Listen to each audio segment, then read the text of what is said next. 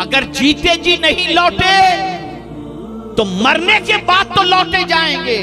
اور پھر یہاں دیکھیے انداز قرآن کا، راجعون فرمایا، پلٹنے کی بات کہی گئی، لوٹنے کی بات کہی گئی. پتہ چلا ہم یہاں پر عارضی طور پر ہیں، یہ ہماری مستقل جگہ نہیں ہے. ہم جہاں آئے ہیں پلٹ کر اسی طرف جانا ہے. اللہ کی طرف سے آئے اور اللہ کی طرف پلٹنا ہے. بڑا نفیس نقطہ میں آپ کو سمجھا دوں، اگر پوری تقریر ذہن میں رہے تو ٹھیک ہے، ورنہ اگر یہ نفیس نقطہ آپ نے ذہن کے اندر محفوظ کر لیا تو میں امید کرتا ہوں کہ انشاءاللہ العظیم آپ کی سوچ میں کافی تبدیلی پیدا ہوگی. اللہ کیا چاہتا ہے؟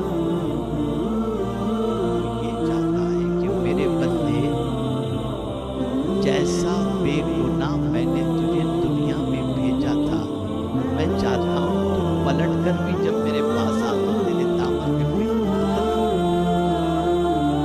بس یہ صرف یہ جب تو پلٹ کر آ تو تیرے دامن پر گناہوں کا دھبا نہ.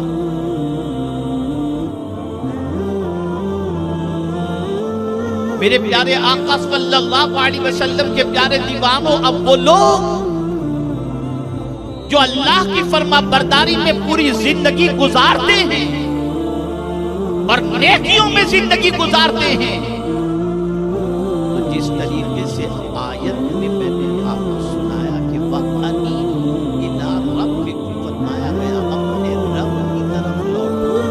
اب جب کوئی بندہ زندگی ہی میں اللہ کی طرف لوٹ جاتا ہے، اس کی بندگی کی طرف پلٹ آتا ہے، اس کی عبادت کی طرف پلٹ آتا ہے، اور پوری زندگی اس کے دماغ میں ایک ہی تصور رہتا ہے، مجھے رب نے پیدا کیا، مجھے اس کی بندگی کرنی ہے اور اس کی اطاعت کرنی ہے.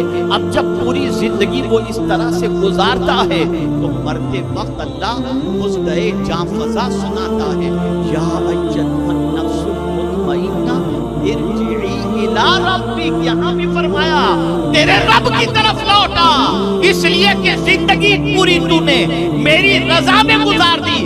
اب کہیں اور تو نہیں جا رہا، میں تجھے بلا رہا، آ جا تو اپنے رب کی طرف. جو دنیا میں پلٹ کر اللہ کی طرف گئے انہیں اللہ بلاتا بھی ہے آخرت کے اندر، تو اپنی طرف کہہ کر بلاتا ہے کہ میں کوئی اور نہیں، تیرا رب ہی ہوں، پلٹ کر آ جا.